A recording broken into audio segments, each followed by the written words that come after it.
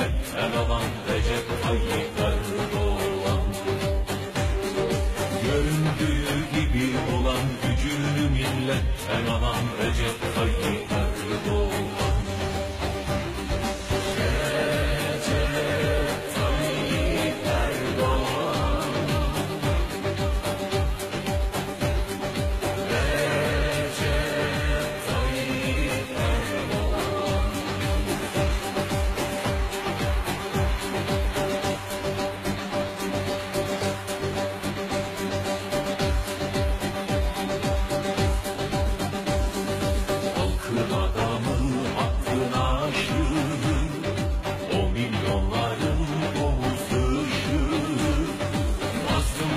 Cumhurbaşkanımızı karşılamaya hazır mıyız Giresun?